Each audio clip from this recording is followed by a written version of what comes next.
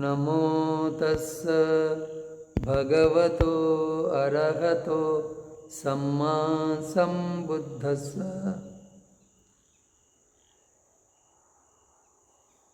విశుద్ధి మార్గంలో మనము ప్రతీత్య సముత్పాదనలో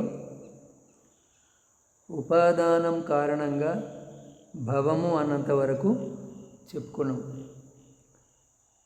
భవం కారణంగా జాతి అన్నదాని గురించి ఈరోజు చెప్పుకుందాం.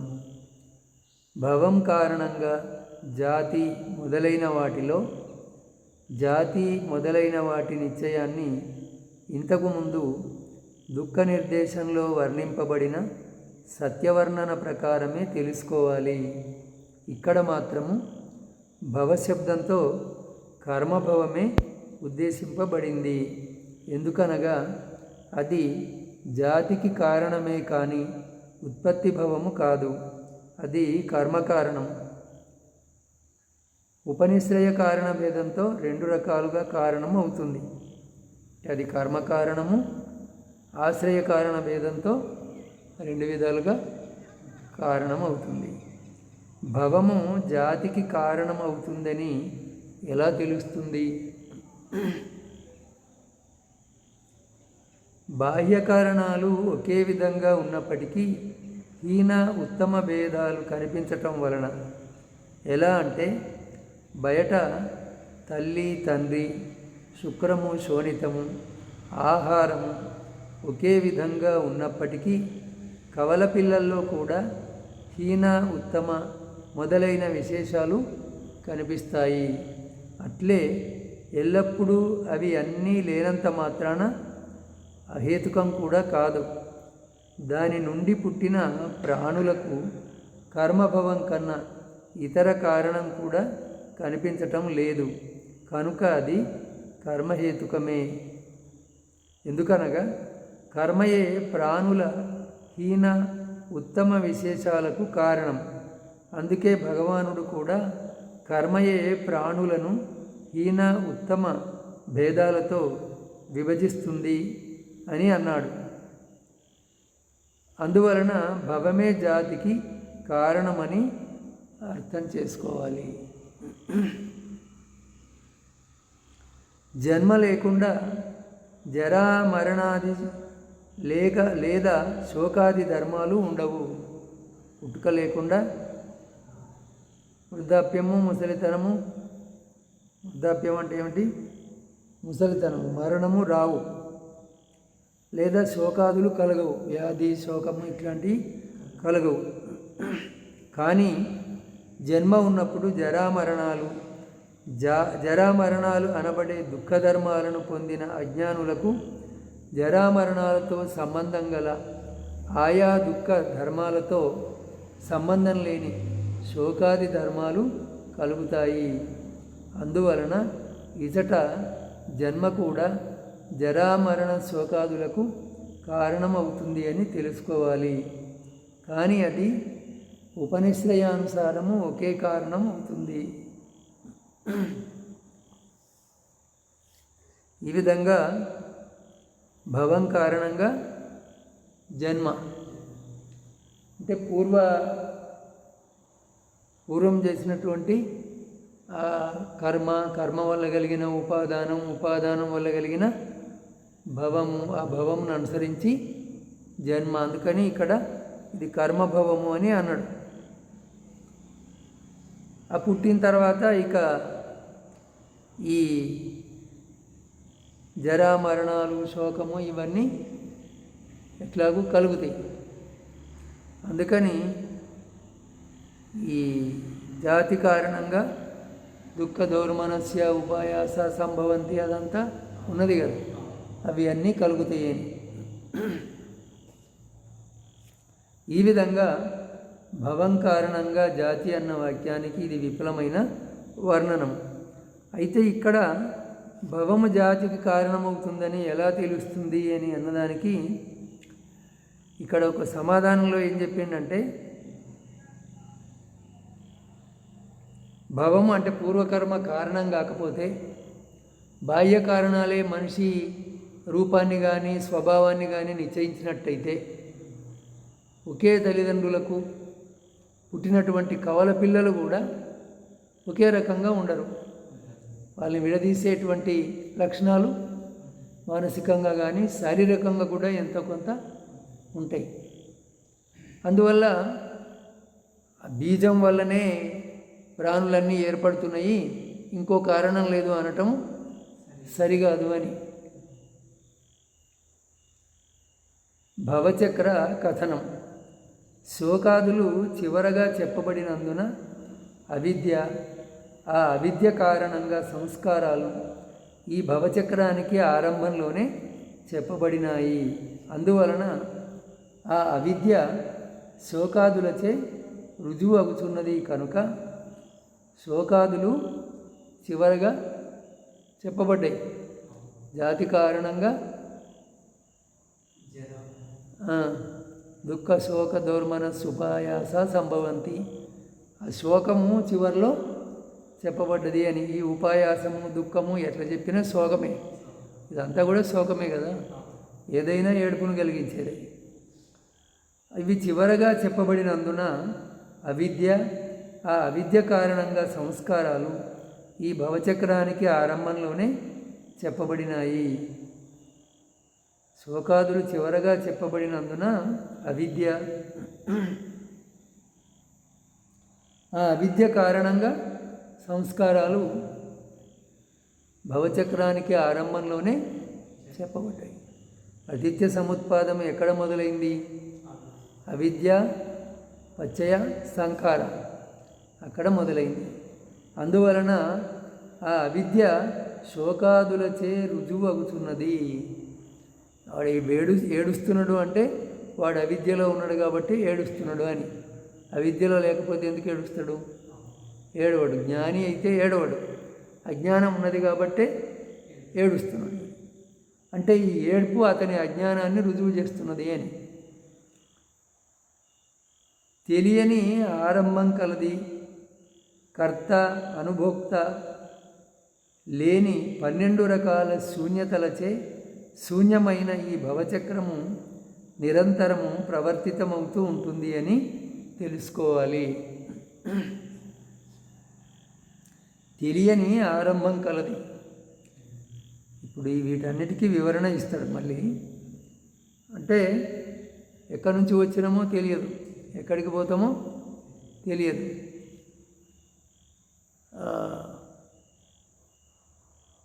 ఇక్కడ అనుమానము ప్రకటిస్తూ ఉన్నాడు. శోకాదుల వలన అవిద్య ఎలా రుజువు అవుతుంది? ఒకటి, భవచక్రం అనాది ఎలా అవుతుంది? ఇది రెండవ సందేహం. కర్త వేదకుడు లేకుండా ఎలా ఉంటుంది? ఇది మూడవది. 12 రకాల శూన్యతలచే శూన్యంగా ఎలా ఉంటుంది అని ఈ విధంగా 4 అనుమానాలు ఇక్కడ అడగబడ్డాయి. సమాధానం: శోకాదుల వలన అవిద్య ఎలా రుజువు అవుతుంది అంటే ఇక్కడ శోకము, దౌర్మనస్యము, ఉపాయాసము అవిద్యకు వేరుగా లేవు. ఇంతకుముందే మనం చెప్పుకున్నాం, వాడు ఏడుస్తున్నాడు అంటే అవిద్యలో ఉన్నట్టే. అందువల్ల అవిద్యకు వేరుగా ఈ శోకము లేదు. అలాగే దుఃఖము 3కే కలుగుతుంది అని రుజువు కావటం వలన అవిద్య రుజువు అవుతుంది. అందుకే పాలీలో ఆశ్రవాలు ఉత్పన్నం కావటం వల్లనే అవిద్య ఉదయిస్తుందని చెప్పబడింది. అది ఇప్పుడు అవిద్యాపచ్చయ సంకార. మరి అవిద్యకు కారణం ఏంటిది అంటే మధ్యమ నికాయంలో బుద్ధుడు ఆశ్రవాలు ఉత్పన్నం కావటం వల్ల అవిద్య ఉదయిస్తుంది అన్నాడు. ఇంతకు ఆశ్రవాలంటే ఏమిటి? చిత్తమలినాలు. మలినాలు ఎట్లా తయారవుతాయి? విషయానుభవం వల్ల చిత్తంలో కలిగిన రాగద్వేషాల వల్లనే ఈ మలినాలు. అంటే ఇది మొదలు అని చెప్పడం వీలు కాదు, ఇట్లాగా చక్రము తిరుగుతూనే ఉంటుంది అని. ఈ ఆశ్రవ సముదయం నుండి ఈ శోకాదులు ఉత్పన్నం అవుతాయి. ఆశ్రవం వల్ల అవిద్య, అవిద్య వల్ల అట్లా ఆ చక్రం చివరిదాకా వస్తే చివరిలో ఏముంటుంది? శోక దుఃఖ దోమన సుపాయాస సంభవంతి. అది అక్కడ దానికి మూలం ఎక్కడ అవిద్యలో ఉన్నది, ఆశ్రవాల్లో ఉన్నది. ఆశ్రవము ఉండటం వల్లనే అవిద్య, అవిద్య ఉండటం వల్ల సంస్కారాలు, సంకార, అచ్చయ, విజ్ఞాన, అట్లా అన్నమాట. 12 రకాలు. ఎలా అంటే ఆశ్రవాల నుంచే శోకాదులు ఎలా కలుగుతాయి అంటే, కోరినది దొరకనప్పుడు కలిగే శోకము కామాశ్రమం వలన కలుగుతుంది. కోరింది దొరకనప్పుడు కలిగే శోకము కామమలినం వల్ల కలుగుతుంది. పాలీలో కూడా తృష్ణకు వశుడై కోరుకున్న దానిని పొందిన ప్రాణి ఆ కోరినవి నశించినప్పుడు బాణంతో కొట్టబడిన వానిలా పీడింపబడతాడు అని సంయుక్త నికాయలో చెప్పబడింది. తృష్ణకు లోబడి అది కావాలా కావాలా అని కోరుకుంటాడు, అది దొరుకుతుంది. దొరికిన తర్వాత కొన్నాళ్ళకు అవి నశించిపోతాయి. నశించినప్పుడు బాణంతో కొట్టబడిన వానిలాగా పీడింపబడతాడు, ఏడుస్తాడు. ఒకడు పిల్లలు లేరనుకో, పిల్లలు కావాలా కావాలా అని ఎంతో కోరుకోంగా సంతానం అయిందనుకో, చివరికి ఆ సంతానానికి ఏమన్నా అయితే వాడికి అంతులేని దుఃఖము కలుగుతుంది. అంతేగాక కామము నుండి శోకం కలుగుతుంది అని ధమ్మపదంలో కూడా చెప్పబడింది. కామతో జాయతే శోకో కామతో జాయతే భయం, కామతో విప్పముత్తస్స నత్తి శోకో కుతో భయం. కామం నుంచే శోకం కలుగుతుంది, కామం నుంచే భయము కలుగుతుంది. కామం నుంచి విముక్తుడైన వాడికి శోకం లేదు, భయం లేదు అనేది ధమ్మపదంలోని గాథ. ఇవన్నీ దృష్టి ఆశ్రవ సముదయం నుండే కలుగుతాయి. ఈ దృష్టి మిథ్యాదృష్టి అయినప్పుడు దానివల్ల ఆశ్రవము, ఇంకా తర్వాత అవిద్య అన్నీ ఇట్లా కలుగుతూ ఉంటాయని. పాలీలో కూడా నేను రూపాన్ని, ఇది నా రూపము, ఇలాంటి దృష్టితో ఉన్నవానికి ఆ రూపం మార్పు పొందటం వలన, పరిణామం చెందటం వలన శోకము, పరిదేవనం అంటే తలపోసుకోవటం. ఆ పోయిన వస్తువును తలంచుకొని అది ఇట్లా ఉండేది అట్లా ఉండేది అని తలంచుకుంటూ ఏడవటం అన్నమాట. దుఃఖము, అసంతోషము, ఉపాయాసము కలుగుతాయి. ఇవి అన్నీ కోరిక మూలంగానే కలుగుతాయి. దృష్టి ఆశ్రవం, దృష్టి ఆశ్రవ సముదయంలో వలనే భవాశ్రవ సముదయంలో కూడా జరుగుతుందని తెలుసుకోవాలి. ఈ విషయంలో పాలీలో ఇలా చెప్పబడింది: ఎంతో ఆయువు గల, సుందరమైన రూపం గల, సుఖబహుళమైన ఎత్తైన మేడల్లో చిరకాలం నుండి ఉన్నవారు కూడా తథాగతుని ధర్మోపదేశాన్ని విని 5 పూర్వ నిమిత్తాలను చూచిన దేవతల్లాగా భయాన్ని, భీతిని, సంవేగాన్ని పొందుతారు. అంటే ఎంతో సుఖకరమైన జీవితాన్ని గడిపేటువంటి వారు కూడా బుద్ధుడి ఉపదేశాన్ని విన్నప్పుడు సంవేగము పొందుతారు. అంటే తొందరగా బయటపడాల ఈ భవచక్రం నుంచి అని సంవేగాన్ని, తొందరపాటును పొందుతారు. ఎందుకంటే వాళ్లకు ఇందులో ఉండే ప్రమాదము చక్కగా అర్థమవుతుంది. అప్పుడు దేవతలకు మరణకాలంలో కనిపించే 5 పూర్వ నిమిత్తాలు, అంటే పూర్వ నిమిత్తాలను చూసిన దేవతల్లాగా, పూర్వ నిమిత్తాలను చూసినటువంటి దేవతలు ఈ దేవలోకం నుంచి పతనం అవుతామని దుఃఖపడుతూ ఉంటారు. ఆ విధంగా వీళ్ళు దుఃఖపడుతూ ఉంటారు బుద్ధుని బోధన విన్నప్పుడు. ఆ పూర్వ నిమిత్తాలు ఏవి అంటే ధరించిన మాలలు వాడిపోవటం. దేవతలకు వాళ్ళు ధరించిన మాలలు వాడిపోతున్నాయి అంటే ఇక్కడ టైం అయిపోయింది, ఇంకా జారిపోతాం ఇక్కడ నుంచి అని, క్షీణే పుణ్యే మర్త్యలోకం విశంతి అని, ఇక్కడ పుణ్యం అయిపోయింది, మళ్ళీ మానవలోకంలోకి పోవలసిందే అని. ధరించిన వస్త్రాలు మలినం కావటం, చెమట పట్టటం, శరీర రూపము చెడిపోవటం, తమ దేవనివాసంలో మనస్సు నిలవకపోవటం. ఇవి కనిపించినాయి అంటే ఇంకా దేవలోకం నుంచి జారిపోతాడు అని చ్యుతి. అక్కడ నుంచి చ్యుతి పొంది ఇక్కడ ఉత్పన్నం కావాలి మళ్ళీ. భవాశ్రవ సముదయం నుండి వలనే అవిద్యాశ్రవ సముదయం నుండి కూడా అని అర్థం చేసుకోవాలి. భిక్షువులారా, ఆ బాలుడు అంటే మూర్ఖుడు, అజ్ఞాని ఇదే జన్మలో 3 రకాల దుఃఖ దౌర్మనస్యాలను పొందుతాడు అని మధ్యమ నికాయలో చెప్పబడింది. ఇలా ఆశ్రవాల ఉత్పత్తి నుండి ఈ ధర్మాలు ఉత్పన్నం కావటం వలన ఇది రుజువవుతూ అవిద్యకు కారణమైన ఆశ్రవాలను కూడా రుజువు చేస్తూ ఉన్నది. ఆశ్రవాలు రుజువు కావటంతోనే కారణం రుజువు కావటం వలన అవిద్య కూడా రుజువు అయినదే అవుతుంది. ఈ విధంగా ఇక్కడ శోకాదుల నుండి అవిద్య రుజువు అవుతుందని తెలుసుకోవాలి. ఇక భవచక్రం అనాది ఎలా అవుతుంది అనే ప్రశ్న. ఇటువంటి ప్రత్యయాలలో అది ఉండటం వలన అవిద్య రుజువు కావటంతోనూ, అవిద్య కారణంగా సంస్కారాలు, సంస్కారాల కారణంగా విజ్ఞానము, ఇలా హేతు ఫలాల పరంపరకు అంతులేదు కనుక వీటికొక ముగింపు అనేది లేదు.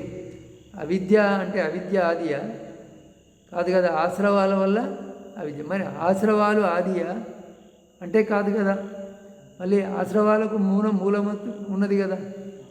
ఇది విషయానుభవం వల్ల కామ మలినము, భవ మలినము ఇట్లాంటి మలినాలు కలుగుతాయి కదా. మరి ఈ విధంగా దీనికి ఇక్కడ మొదలు అని చెప్పడము సాధ్యం కాదు. అవిద్య దగ్గర తీసుకున్నా కూడా అవిద్య ఫలంగా ఏమిటి, అవిద్య కారణంగా ఏమిటి, సంస్కారాలు, సంస్కారాల కారణంగా విజ్ఞానం. అట్లా ఈ జాతి కారణంగా జరామరణ శోక దుఃఖ దౌర్మన సుపాయాస, శోక పరిదేవన దుఃఖ దౌర్మన సుపాయాస సంభవంతి. అక్కడికి అయిపోయిందా? కాదు కదా, చస్తాడు. మళ్ళీ చచ్చి మళ్ళీ ఏమిటి అది, సంకారాపచ్చయ విజ్ఞానం. ఆ సంస్కారాల కారణంగా మళ్ళీ ఆ విజ్ఞాన పచ్చయ మళ్ళీ నామరూపాలు ఏర్పడతాయి. అంటే మళ్ళీ జన్మ వస్తూ ఉంటుంది. వాడే పుడతాడా, ఎట్లా పుడతాడు అది వేరే విషయం.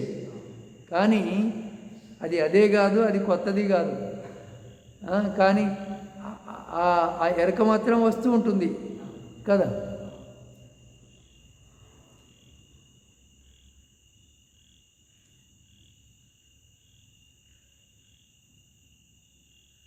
ఎక్కడ ఆగిపోయినాము. ఇలా హేతుఫలాల పరంపరకు అంతులేదు. మళ్ళీ పుట్టుక, మళ్ళీ అదే, మళ్ళీ మరణం, మళ్ళీ పుట్టుక, ఇది ఇట్లా సాగుతూనే ఉంటుంది అని.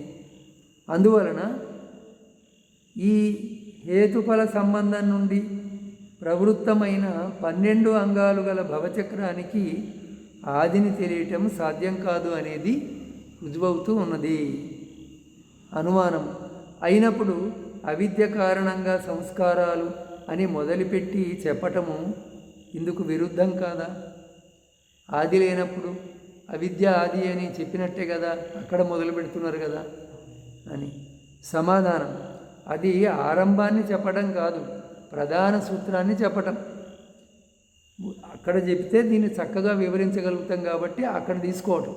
అంతేగాని అవిద్యనే మొదలు అని కాదు. అవిద్యకు ఆశ్రవాలు మూలం కదా, మళ్ళీ ఆశ్రవాలకు రాగద్వేషాలు ఇట్లాగా వెనకకు పోతాం కదా.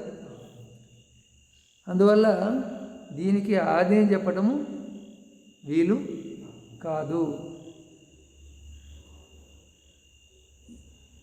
అవిద్య, కర్మ, క్లేశము ఈ 3 వలయాలలో అవిద్య ముఖ్యమైనది. ఎందుకనగా ఒకడు పాము తలను పట్టుకున్నప్పుడు అది అతని చేతులకు చుట్టుకుంటుంది. దాని నుండి విడిపించుకోవడానికి ఒకటే ఉపాయం, అది ఆ పాము తలను నరికివేయటం. అలాగే అవిద్యను గ్రహించటం వలన మిగిలిన క్లేశాలు, కర్మ మొదలైనవి అజ్ఞానిని సంకటంలో పడవేస్తాయి. వాని నుండి బయటపడడానికి అవిద్యను నశింపజేయటం ఒకటే తగిన ఉపాయము. పాలీలో కూడా ఇదే విధంగా చెప్పబడింది. అందుకని భవచక్రానికి ఆరంభం తెలియదు అని గుర్తించాలి. ఇక్కడికి ఈరోజు చాలు.